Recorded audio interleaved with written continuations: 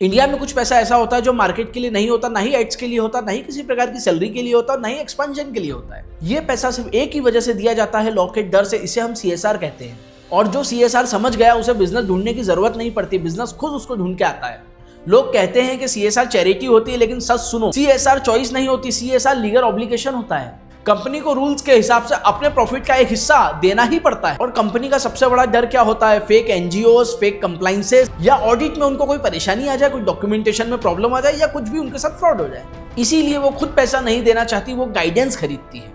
इस बिजनेस का नाम है CSR फंड कनेक्टर या प्रोजेक्ट अलाइनमेंट बिजनेस। इसमें आप पैसा डोनेट नहीं करते, NGO नहीं चलाते, ना ही किसी प्रकार का प्रोजेक्ट खुद नहीं एग्जीक्यूट करते। आप सिर्फ एक काम करते हो, राइट कॉर्पोरेट को राइट NGO से राइट प्रोजेक्ट पे जोड़ते हो, और इस अलाइनमेंट का पैसा शुरू में ही मिलता है। सोचो, एक बड़ी कंपनी है, प्रॉफिट हो रहा है और ऑडिटर बोलता है कि CSR मिस हुआ तो नोटिस जरूर आएगा। मैनेजमेंट टेंशन में आता है और NGO ढूंढना बहुत ज्यादा मुश्किल होता है। प्रोजेक्ट मेजरेबल होना चाहिए और यहीं पे आपकी एंट्री होती है। आप एंटर करते हो, आप बोलते हो कि मैं CSR कंप्लेंट प्रोजेक्ट अरेंज करवा के दूंगा। आप NGO को बोलते हो कि फंडिंग रेडी है और रिपोर्टिंग सही होनी चाहिए। आप बीच में हो और बीच का आदमी प्रोसेस का पैसा लेता है। वो सच जो स्टेज पे कोई नहीं बोलता, ना ही कोई यूट्यूब पे बताता है। ट्रूथ नंबर 1, CSR का मैक्सिमम पैसा लास्ट क्वार्टर में रिलीज होता है। ट्रूथ नंबर 2, कंपनीज को प्रोजेक्ट से ज्यादा डॉक्यूमेंटेशन और ऑडिट चाहिए होता है। ट्रूथ नंबर 3, एक CSR प्रोजेक्ट मल्टीपल कंपनी के कंप्लाइंसेस को मैच कर सकता है, उनकी रिक्वायरमेंट को फुलफिल कर सकता है। इसीलिए CSR रिपीट मनी है, CSR प्रॉफिट है, CSR साइलेंट बिजनेस है। इसी वजह से पब्लिक में इसकी बात नहीं होती।